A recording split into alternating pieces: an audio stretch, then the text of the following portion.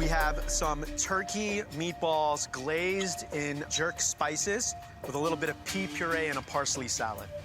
I'm a big meatball fan. This dish has got great potential, but it just didn't come together. Bit of a disaster. It's just not necessarily a top-level presentation. Next up here, we have a beef fillet with roasted mushrooms and a chimichurri sauce. It may be 2 minutes over, it's sort of mid-rare to medium, but it tastes good. It tastes really good. Next, we have a pan-roasted pork tenderloin with a pepper and sweet potato romesco. I love the sweet potato puree. Unfortunately, the pork is under-seasoned. Such a shame. A spiced lamb chop with a seasonal vegetable medley. Medley. Have you heard of the term? It's been a while. Medley sounds older than Martha Stewart. It could have been a keto-style dish with just vegetables, you know.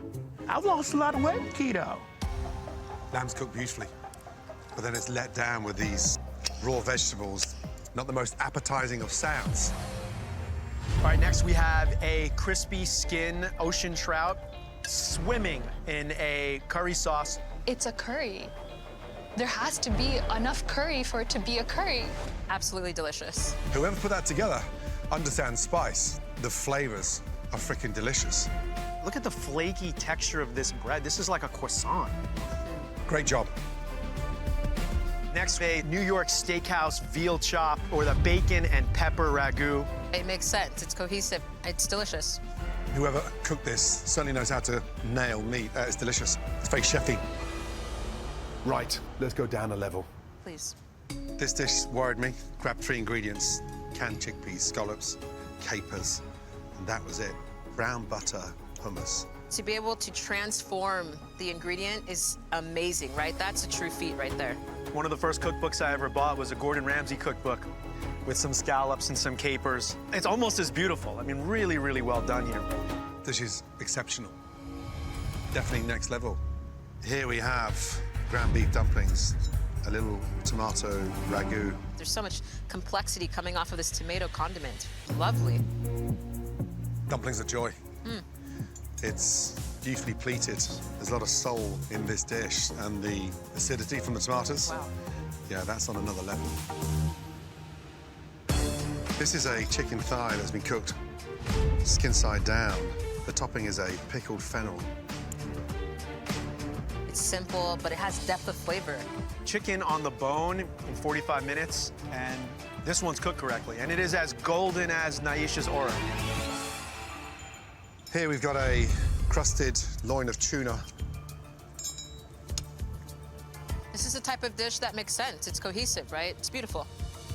Here we have canned beef with a cauliflower puree. The puree is so velvety. Presentation is elegant. It's lacking a little bit of flavor. This individual spent his first career timing to absolute utter perfection. Tonight, his timing was way off. The dish fell off the platform and toppled over. So visually, it looks terrible. It's a lemon pepper shrimp. You drop a plate, you gotta be at risk. You gotta expect to be on the bottom, too. To me, the shrimp are undercooked. We have here a play off of a tostada with pomegranate seeds, crab, and a mango salsa. This dish looks beautiful, but man, you take a bite and it absolutely wakes your palate up. Yeah, we told you to bring the heat. This dish definitely brings the I heat. can't believe I threw something together in that ugly-ass kitchen, and Gordon Ramsay said, "This is amazing." Over here, we have seared prawns, deconstructed tostada with a peppercorn sauce. Dish feels a little bit sort of discombobulated. It doesn't feel like it's a real authentic take on the shrimp. Red flag for me. Totally. Either you can take the criticism or not. I'll take anything he gives. If I could marry Gordon Ramsay, I would. That's a joke now. Okay, over here we have Mexican-inspired breakfast of some ground brisket. I grew up eating ground beef tacos. You can tell the spices are all there, but you need to amplify them 10 times as much.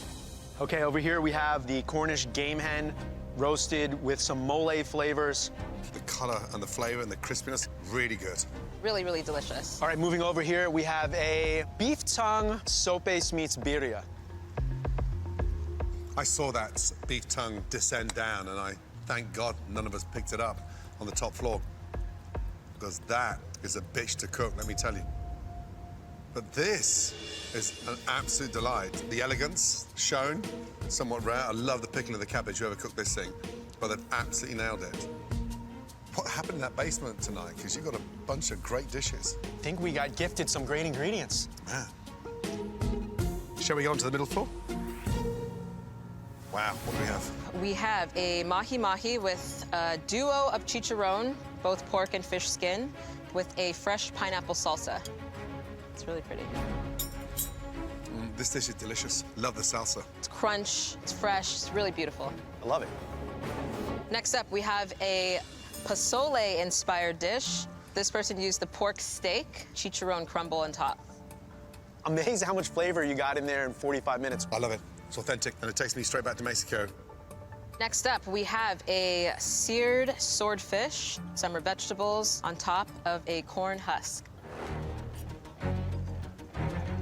Yeah, I mean, the only salt on this dish was the water that the swordfish was swimming in.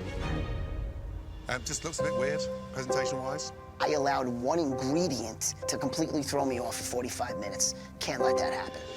Next up, we have the fish taco with an avocado crema. Touch more season again when you fry fish. Season before and after, really important. I wish it had a little bit more of the charred flavor that reminds me of Mexico. Next, this tri-tip has been seared. It has an avocado crema on a flour tortilla. Beautiful salsa. Great cook on the steak. A little too out of the box with the plating. So, lastly, we have a handmade flour tortilla with a chicken, a play on carnitas. Whoever made that, heat's delicious. But I'm more impressed the fact that they made the fresh tortilla. That's hard in 45 minutes. Delicious. I would love a pina colada by the pool right now. So, top floor, a line chicken. This thing was beautifully cooked, and the avocado crema sauce around the outsides. Look at the plating. This looks like it's from a restaurant in Mexico City. That sauce is so delicious. I would have just loved to see more of it on the plate. So first up, we have a albacore BLT on ciabatta bread, served with a tarragon aioli. Unfortunately, this person forgot to put on the pickled cauliflower. Damn.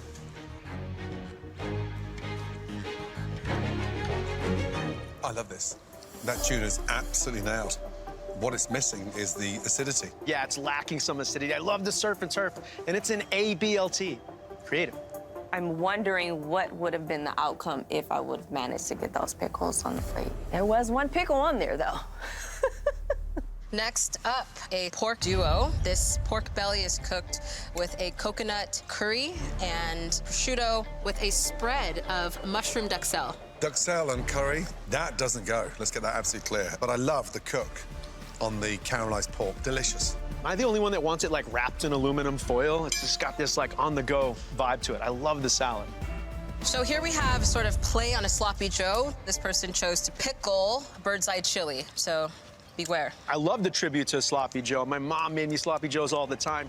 There's no way on earth that I'm gonna taste that as a pickled chili, because that will absolutely obliterate anybody's palate. And that is so soggy. Yeah. What a shame. Next up, a pork meatball sandwich. This person picked maple syrup to sort of enhance the sweetness of the pork.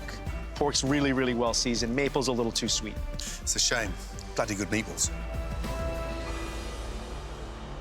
Next up here, we have a soft-shell crab sandwich with pickled red pepper and pickled cucumber. You can hear the crunch on this. Yeah, great job on the batter. It's an absolute travesty for me to see that crab go all the way down to the basement. I was shocked. But delicious, really delicious. The crab's great. The pickles, outstanding on this. And that fresh slaw in there really adds great textural elements. It looks like the type of sandwich that you'd get at a restaurant. This is the result, I think, of a great platform grab. This individual is cooking at the top of his or her game. I was doubting my own self, but no more. It's go time. It's show time. Shall we move to the middle? Please. Oh, boy. Let's start with this one. This is a slice of breaded haddock topped with a pickled cabbage. I was excited with this individual when he grabbed that haddock. Dark, the fish. It needs seasoning, it needs acid, it needs to be lifted. Was fried very quickly, a little bit too fast for their own good there. I did completely opposite of what Chef Ramsay just told me. Good tactic, Vinny. Good tactic. It's got that hot oil flavor to it, bordering on burnt. Next, a marinated strip steak with a beautiful aioli. Steak is cooked wonderfully here. There's a beautiful brightness I absolutely love. Great job.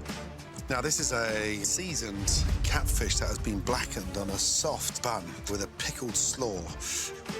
Looking at this dish, I wasn't impressed visually, but the flavors are just jumping around and dancing on my palate. It's a tough one to get right, catfish. Really good. This ham steak was seared, and then there's an artichoke puree. The pork is cooked beautifully. I mean, you don't usually see artichoke schmear on a sandwich. It eats really, really healthy. I'm not sure if that's a good thing. What happened here?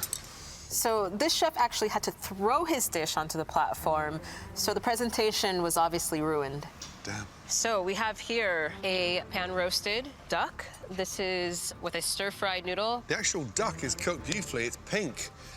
It's a great shame because I'd love to see this dish before it hit that platform because it's got the makings of a winning dish.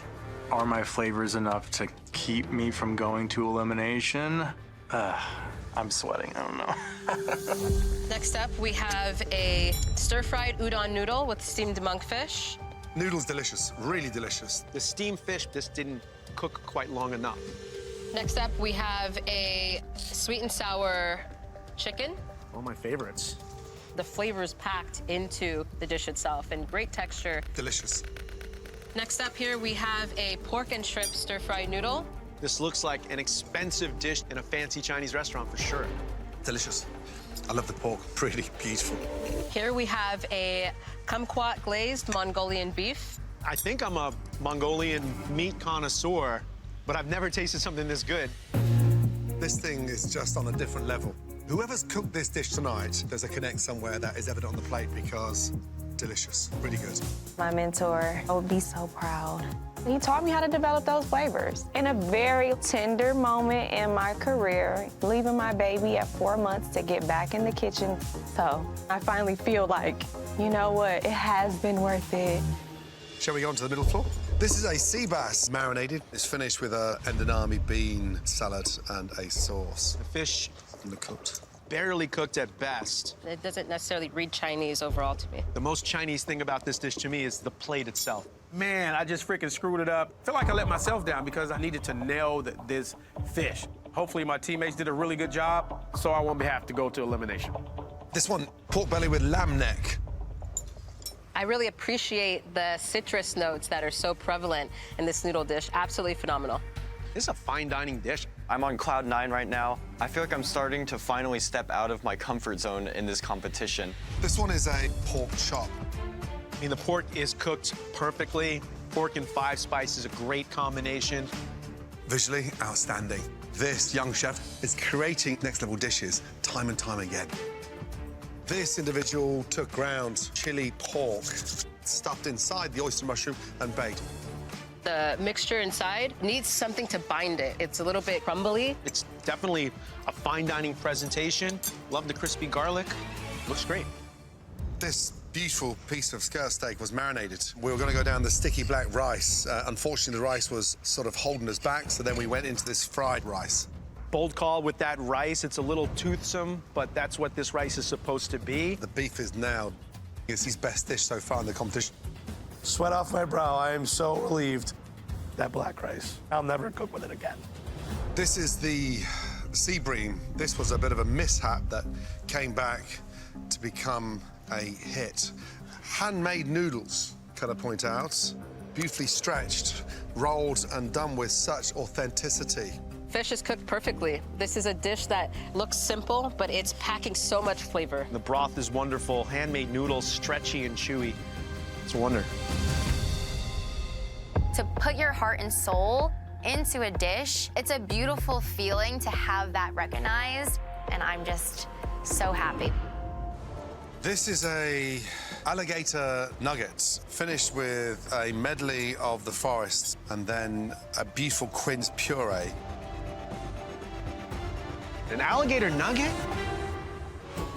I mean, it's delicious. Would I have liked some ranch dressing? Sure, but I love these nuggets. Amazing way to be progressive about reinventing the way alligator can actually be enjoyed.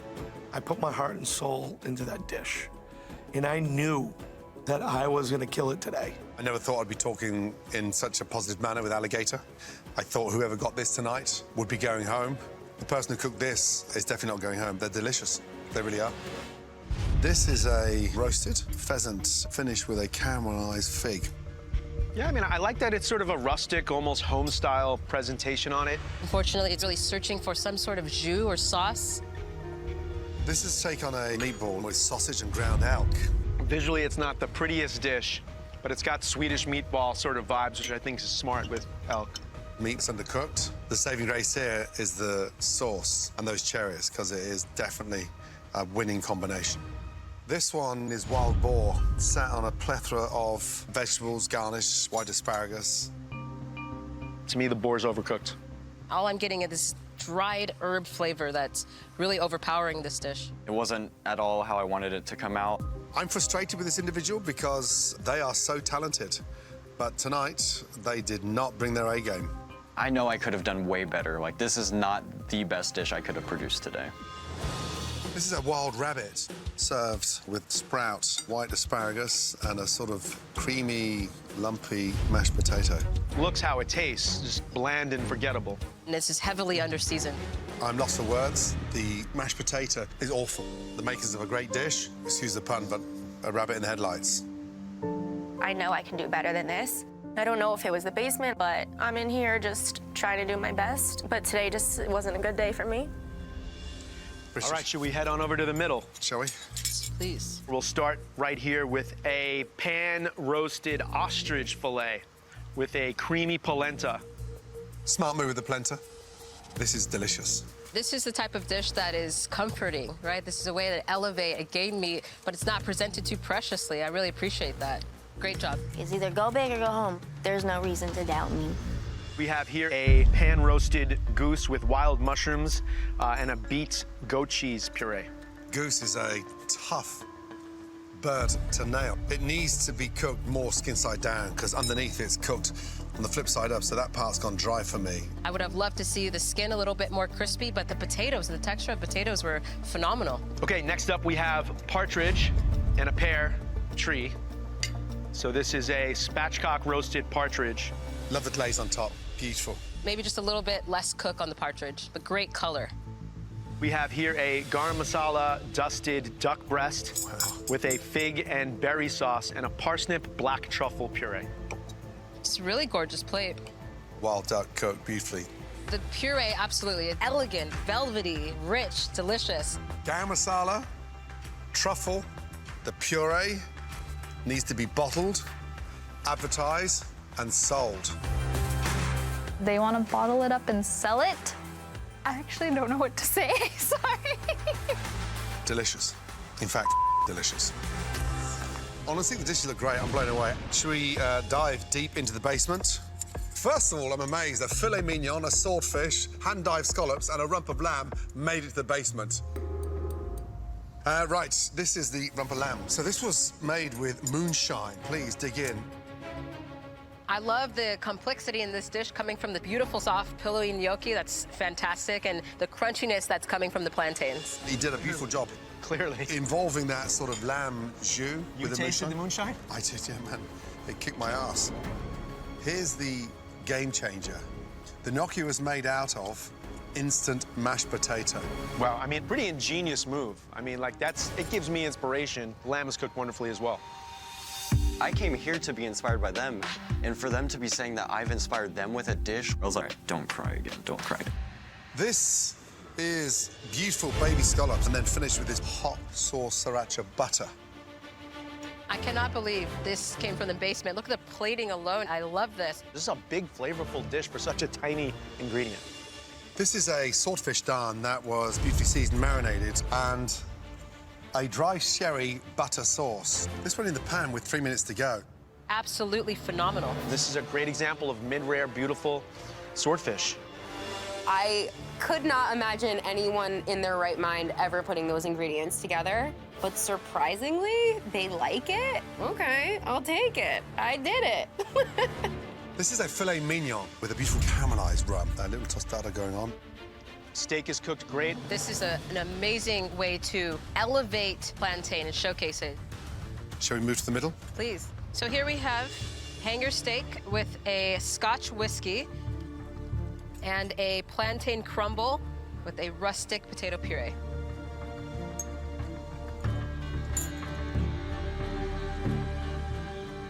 Sadly, the hanger steak is overcooked because it's very, very tough. Feels a little bit sort of lazy, just crumbling the plantain on the top. You're not using that whiskey to its full potential. Yeah, it's not a cohesive dish.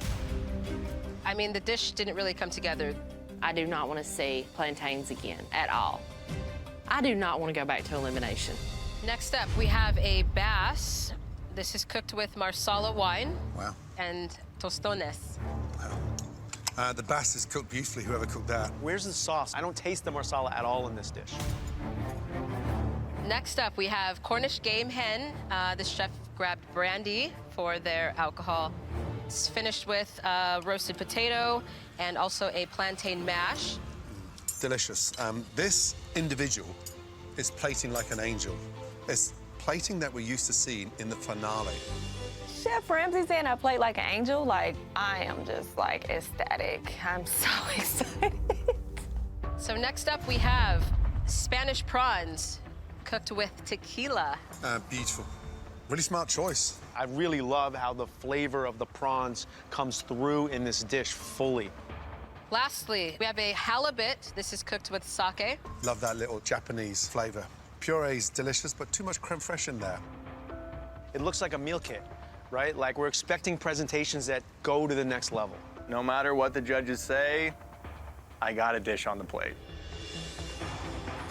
Okay, so welcome to the top floor, and here we have a handmade chicken tagliatelle a la vodka. And handmade pasta? Handmade pasta. Wow. I'm going to throw out to the confidence choosing a frickin' chicken tender. And I expected that to land down to the basement. Sauce delicious, but the magic is in what you've done with that pasta because it is beautiful, really beautiful. I'm feeling really proud of myself that I stepped out of my comfort zone. This is literally an ingredient I've never used before. I need to celebrate this ASAP.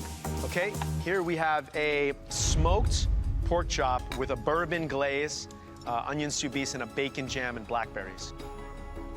It's really sort of dancing across my palate, and the freshness that comes across with these blackberries is absolutely phenomenal. The combination is beautiful. Really good job. All right, moving over here, we have our pan-roasted ribeye with port wine sauce. Plantain's a little bit dull, if I'm honest. Love to see a little bit less black pepper on the carrots. My palate's a little bit burned out from that.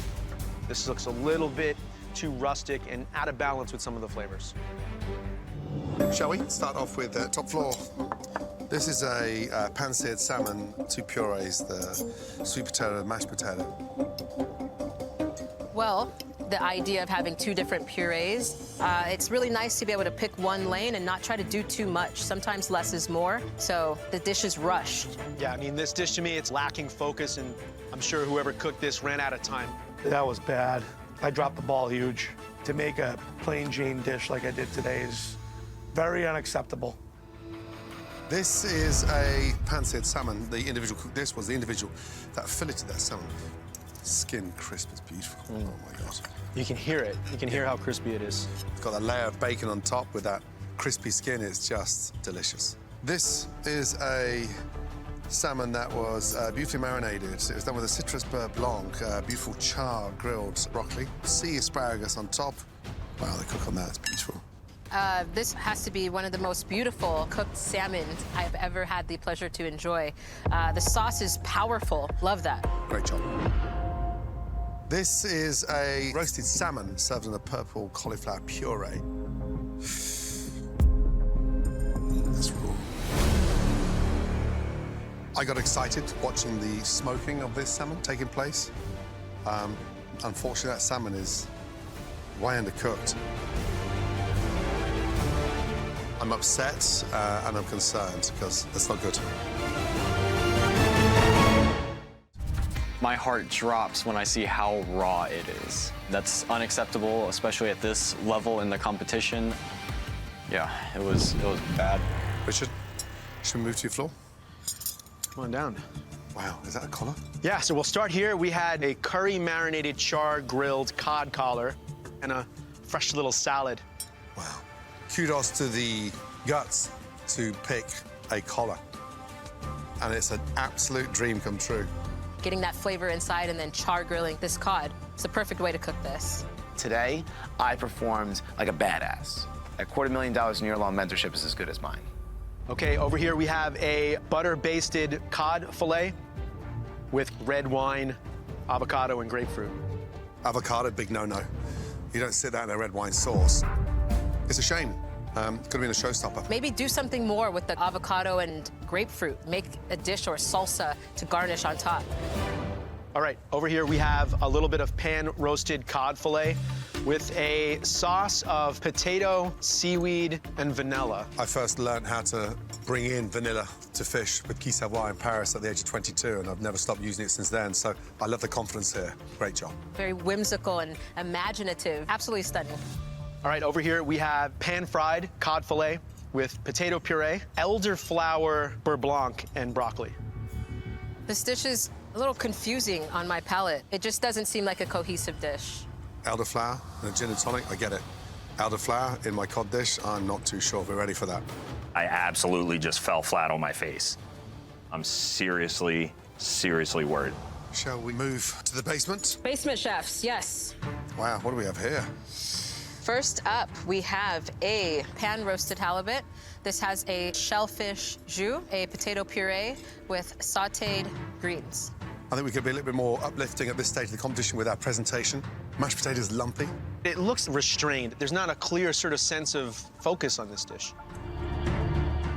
Next up, we have a milk-poached halibut served with vegetables with crispy capers. Poaching it keeps it nice and moist. Capers, tomatoes, classic combination. It's really eye-catching. It's popping. All the flavors are there. It's delicious. Next up, we have a bread-crusted halibut to serve over rustic tomato and pancetta sauce. I love the flavor. To the naked eye, the halibut looks like it's undercooked, but it's not. It's cooked beautifully inside. There's too much of the ragu. Put these on top and present it a little tighter. Flavors are good, presentation, not quite there. Wow. Next up, we have a trio of halibut. This chef took the trim, made a beautiful broth, crispy the skin, and made this amazing fritter.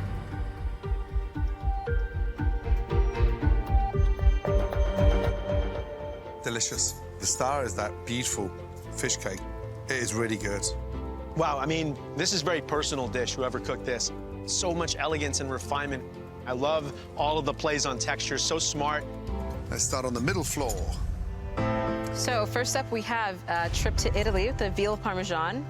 Flavor-wise, beautiful, delicious. Pasta's slightly too thin. Great use of truffle, which is unexpected. Bold execution here with cooking the veal chop whole, but an amazing take on a veal parmesan.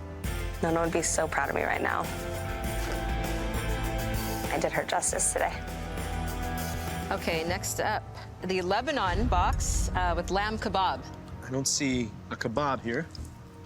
Yes, the chef made a play on a pot pie with a short dough. Smart move, not going down the kebab route. The flavors are there. Okay, next up, we have a paella trip to Spain. Seasoning spot on. All of the seafood's cooked beautifully.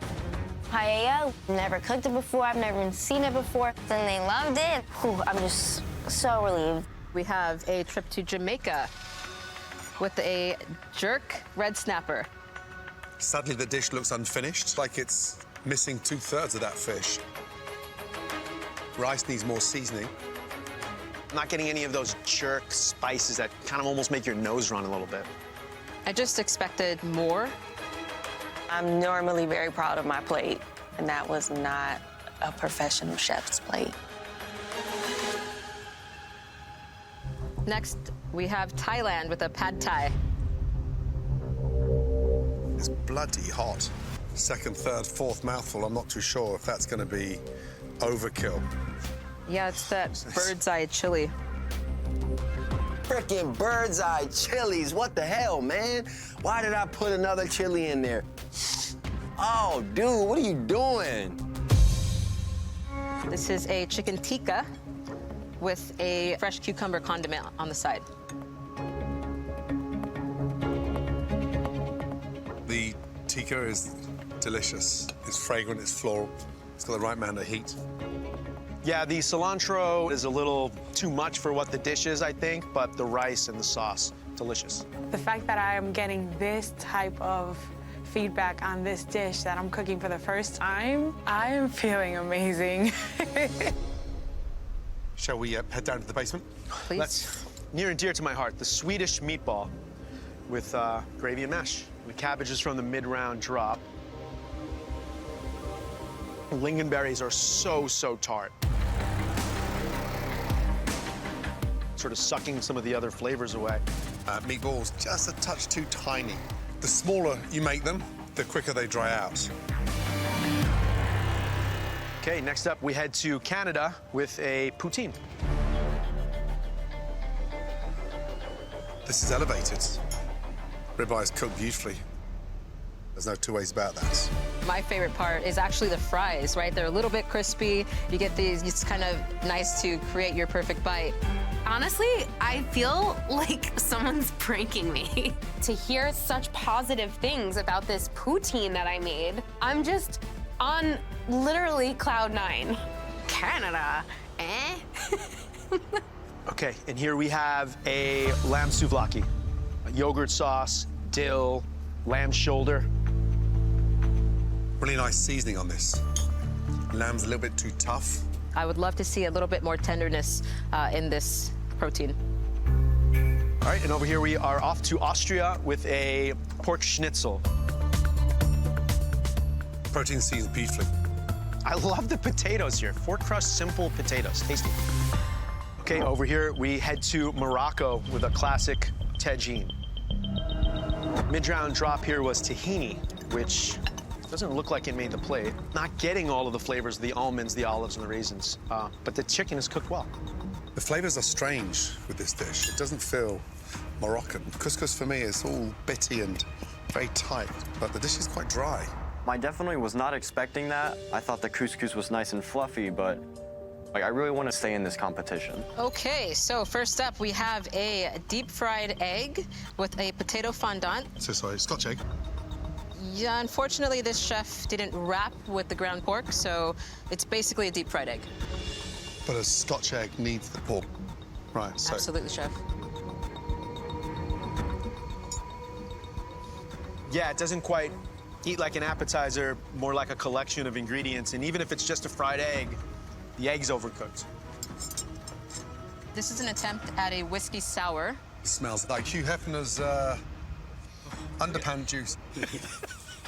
I don't want to try it either. This stage of the competition, we need to lift things. Just put me in elimination now.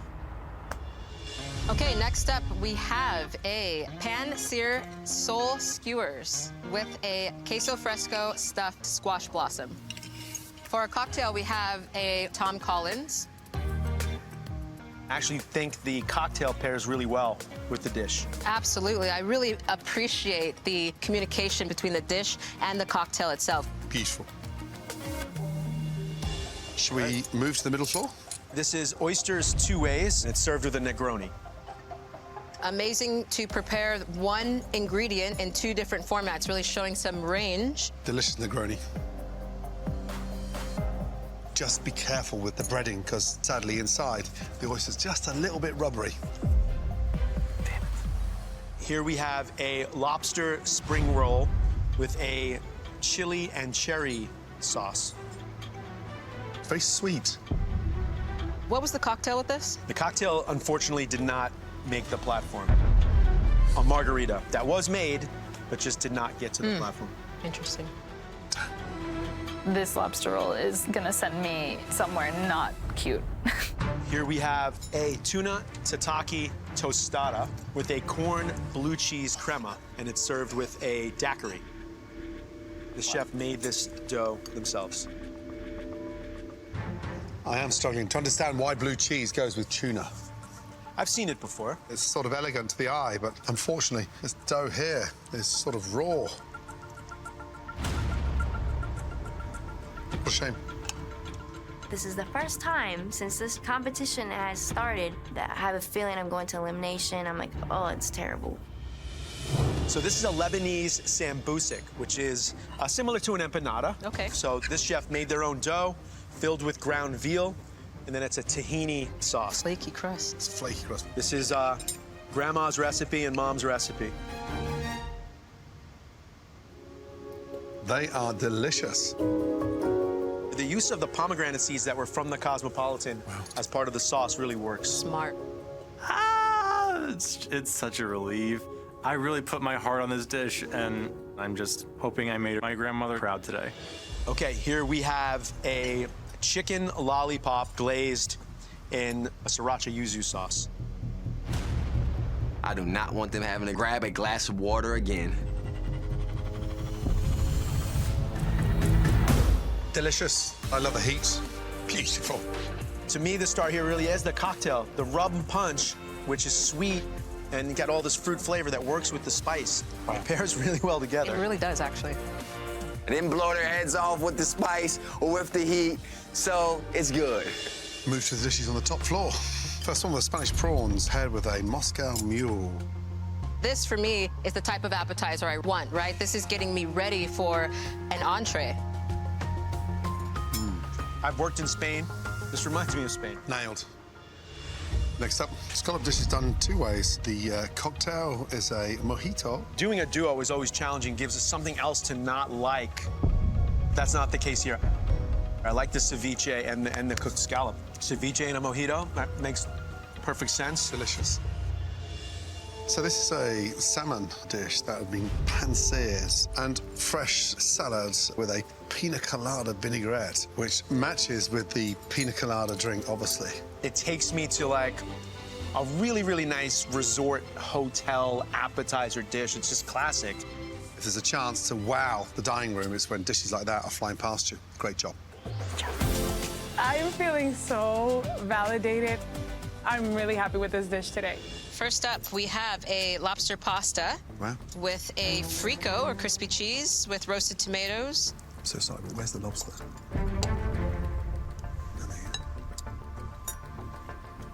Tough on this one. Those cheeses don't really resonate with lobster. I'm struggling to find lobster because it's absolutely swimming in an abundance of pasta. So that is underwhelming for me. Yeah, for me, it reads a little bit family style, and although the dish, of course, is meant to be creamy, I'm looking for something to break up all those deep, salty, creamy flavors. Not good, not good, not good, not good. Damn, man, ah! Next up, we have a filet of beef. This is served with a gnocchi. I mean, gnocchi is one of those things, it's easy to make bad. It's hard to make good, and in this amount of time, that gnocchi is stellar. Beautiful, really beautiful. Visually, next level. To cook a beautiful filet in this short amount of time, it shows incredible technique. Great job. Let's go, girl power again. Next up, we have a sharp cheddar mac and cheese with a shrimp and crispy prosciutto. Yes, hard. Shrimp are delicious. I love the saltiness of the charcuterie. It's just not gelling. It's just not coming together as a mac and cheese does. It has to become overcooked to become flavoursome, and there's no cooking in here. It's like it's been put together in the last 2 minutes and stuck in the oven. I'm sorry. For me, mac and cheese has got to be ooey and gooey, or ooey gooey, stretchy and chewy, and I'm not getting that. I had an off day. There's so much pressure. Lastly, we have a ribeye. This has a gorgonzola and mushroom sauce with a gorgonzola and kimchi mac and cheese. This looks like it's sort of badly presented. It's such a shame. Protein's a little bit off. The sauce is strong. Oh, my God. What a shame. It's never good when Gordon says, "What a shame." I'm missing the kimchi. I was really looking forward to that, and unfortunately, the gorgonzola is really overpowering. I am preparing myself for an elimination challenge. Hoping it doesn't come to that. Shall we move to the middle floor? So this was a tight grab. Salmon, the most difficult protein to get with cheese. And they're done with a little croquette of camembert. Bad ingredients, but you picked them.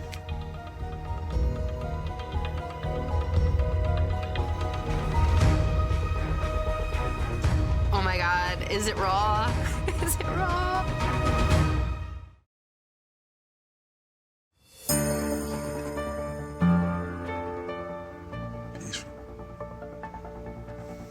Tough call getting that working because it's sort of overkill with the fat and the oily fish, but the flavors are there. Good job. I would have stayed away from salmon.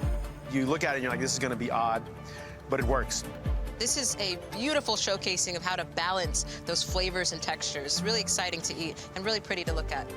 I am so relieved the salmon is cooked, and it's cooked beautifully, and they like the flavors. This one is a chicken ballantine, ghost cheese and Parmesan in the middle. The tenacity to make a ballantine, I mean, that shows incredible technique and confidence. This dish just screams prowess, someone that's moving with such intent. It's exceptional. Exceptional, especially after the past 2 cooks. Makes me feel exceptional. This is a pan-seared oven-roasted veal chop, sat with a little gratin. Veal is cooked beautifully, still juicy, great color. Maybe a little bit better on the sauce work, right? So that it just doesn't run all over the place to kind of bring it to the next level, but a classic dish. Shall we head to the basement? Yeah.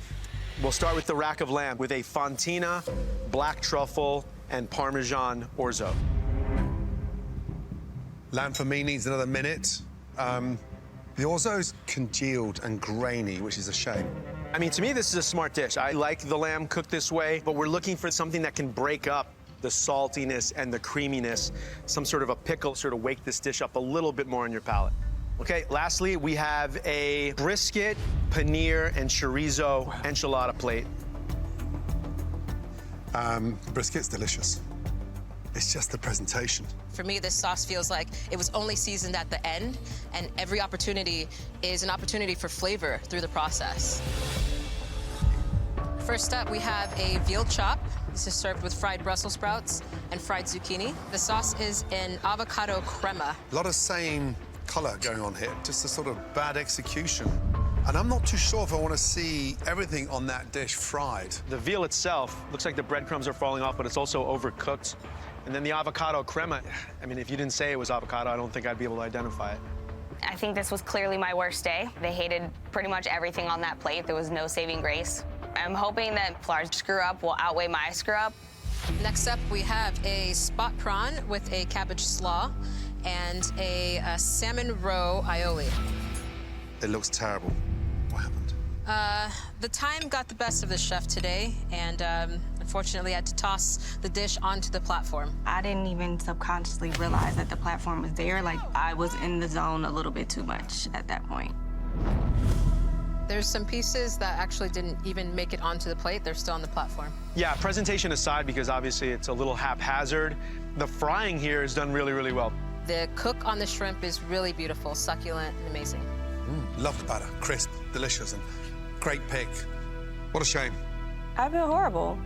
That plate was beautiful, and I know I showed a lot of technique and did a lot.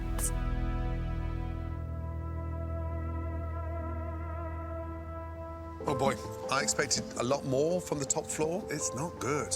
I'm just a bit disappointed altogether. Off to the middle level.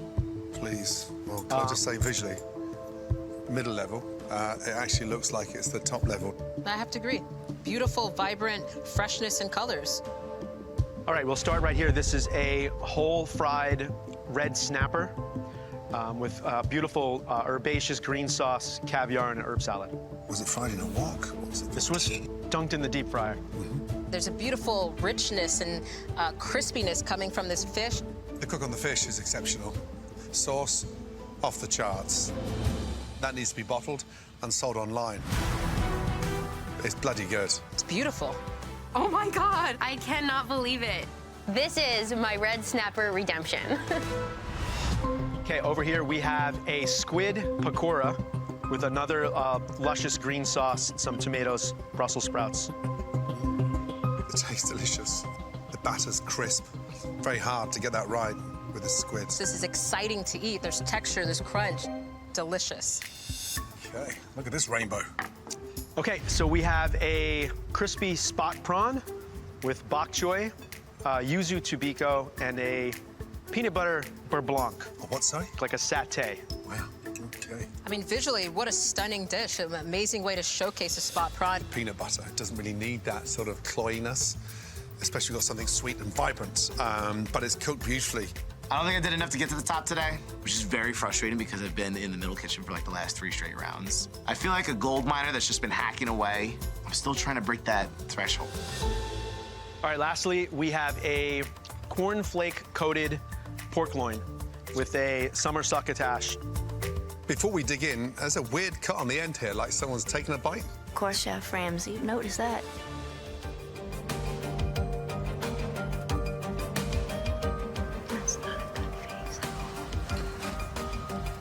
My palate is searching for some sort of moisture.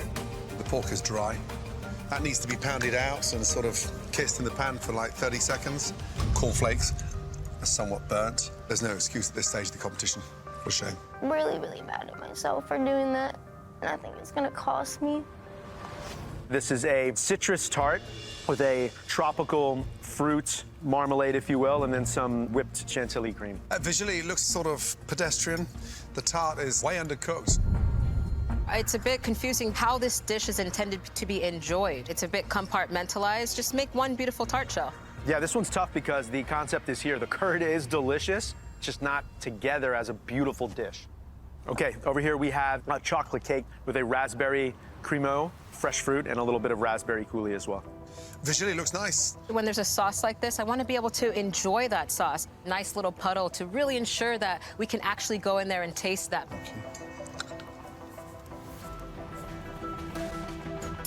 I think the only thing I want to see is a little bit more depth, a bit thicker, a bit more confidence in the cook here. It's a shame. I think a deeper pan would help create those layers and depth of flavor so it's more moist.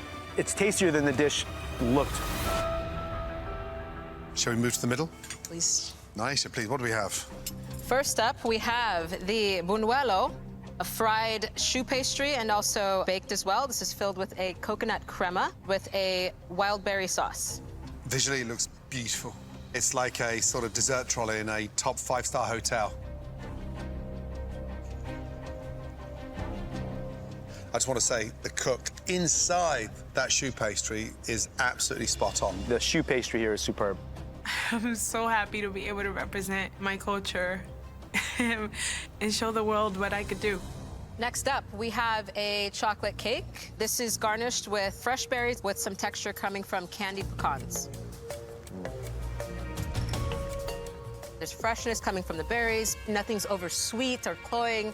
This is a chocolate cake that's just fudgy enough and not too dense. The actual hero, the cake, is just off the charts. Oh my God, I pulled it off.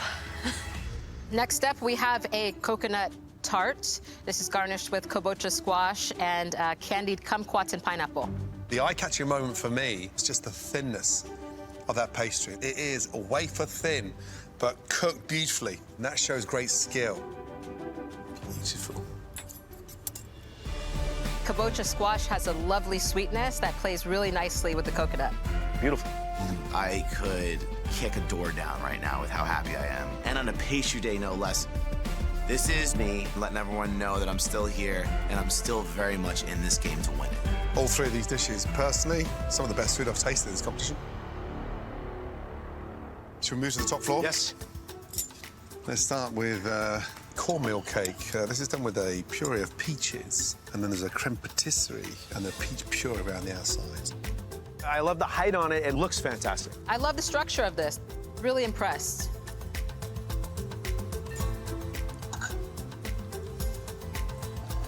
Yeah, I love the idea of cornbread as a cake base, There's just a little too much of it, right? It's not soaked, and there's not enough cream to sort of match the dryness of the corn. Yeah, there's a sort of gritty texture that's happening in my palate, but it's not unpleasant. When you start tasting that, it does need a soaking because it's heavy, that corn, right?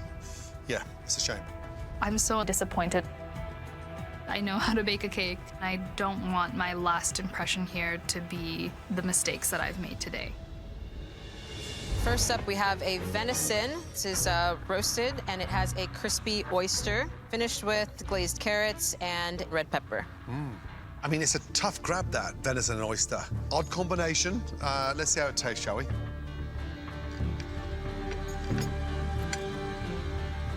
Venison, you know, it's quite rare, but it's melting in my mouth. So that's cooked beautifully. Oh, yeah. Like, I'll keep playing that back in my head. The venison has melted in my mouth. However, oysters feel a little bit sort of strange. So it's a bit of a strange combination. Is it good enough? I'm uncertain yet. Yeah, the venison and the vegetables, really, really nice fall dish. The oyster's not connecting to the dish. Damn it, I thought I did so well.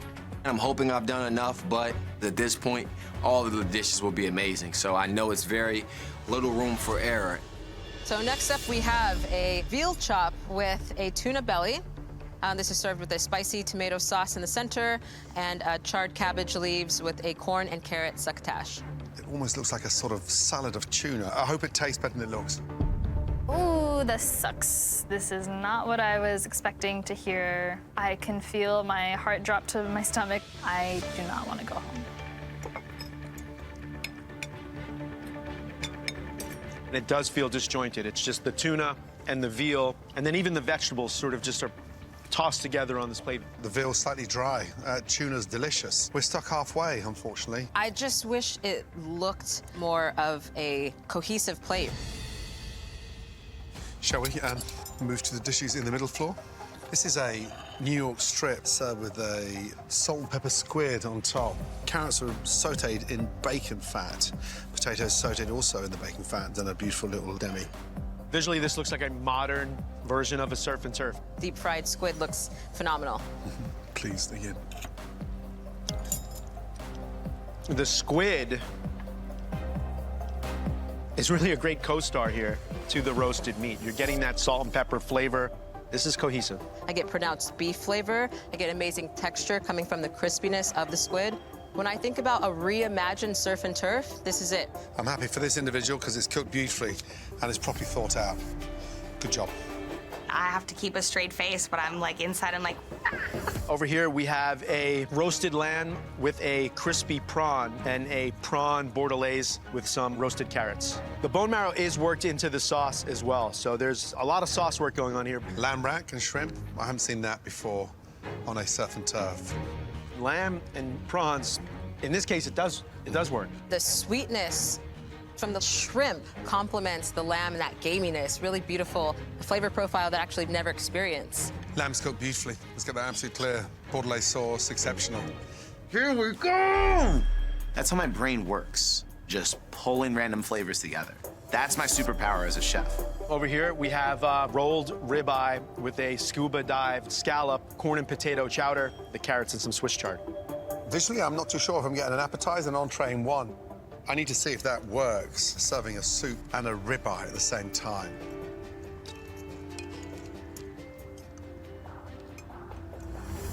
So frustratingly, the ribeye is drowned by the overwhelming creaminess of the chowder. What a shame. First up, we have a trip to Hawaii by way of Louisiana.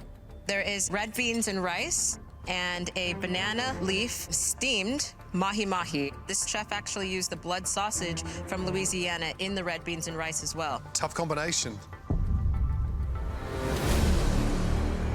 There's just so much riding on one plate. I just want it so bad. I want it really bad.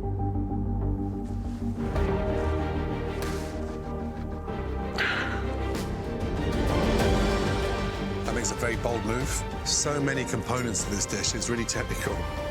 Mahi-mahi, so unforgiving because there's no fat. That is such a tough fish.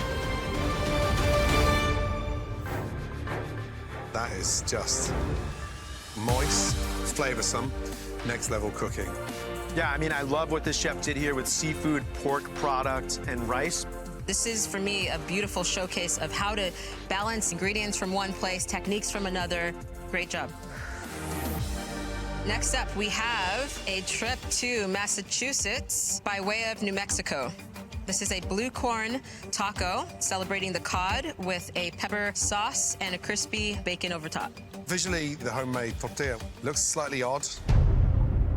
Shall we?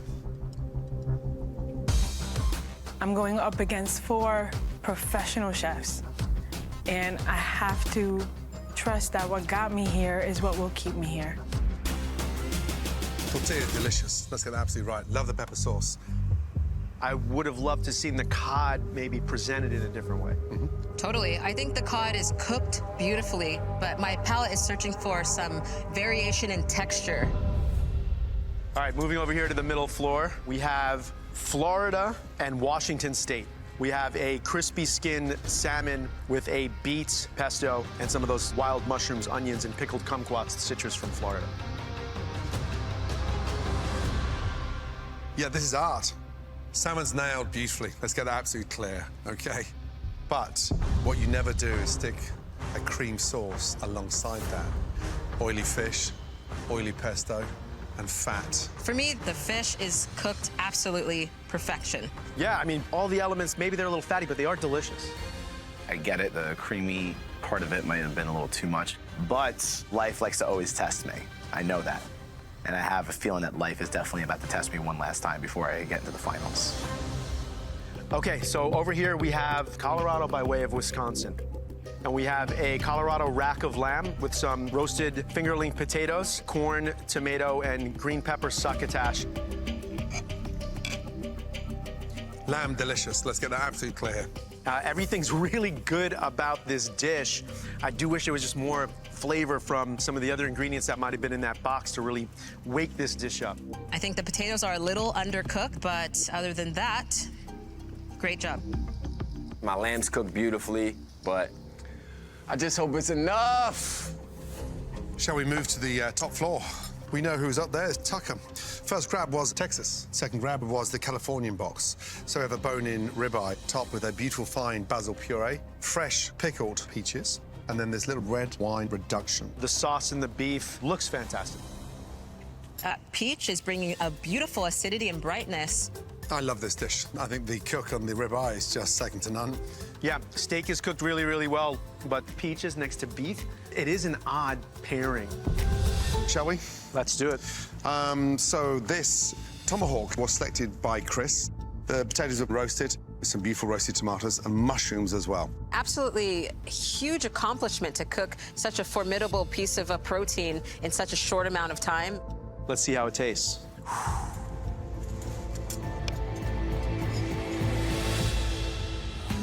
The steak is cooked to absolute perfection. It's just really pleasurable to eat.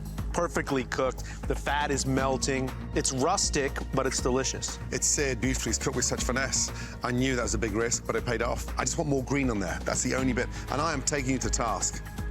Good job. This is it.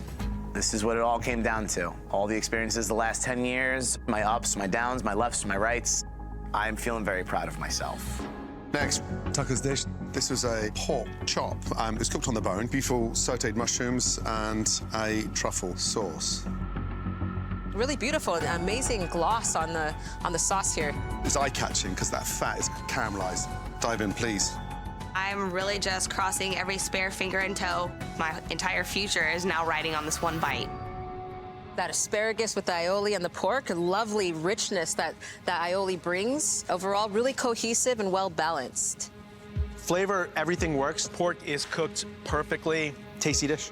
The cook of the pork is beautiful. I love the truffle and the acidity and that aioli. It doesn't really need these little dices of potato because you sort of lose the crispiness of them, but it's a good dish, really good dish. I am just really happy that they loved it. Third dish, this was cooked by Pilar. It's a filet mignon. Rubbed in a beautiful spice. That's sat on a bed of a really nice, rich mashed potatoes finished with a port wine sauce. It looks so classic, so iconic, if you will. $250,000 on the line. This would be life-changing for me. and my daughter. And I left it all out there on that plate. I'm wanting more of that spice, that Cajun essence that I've been seeing throughout the progression of your menu. But other than that, I mean, impeccable cook on the filet. I mean, what's not to love about this dish? The potatoes are velvety and smooth and silky. Cooked with utter finesse. Beauty done. It feels good. I just hoped I did enough today to be next level chef. Chris, Tucker, Pilar, regardless of what the outcome is, all three of you should be incredibly proud because the performance has been nothing short of perfection.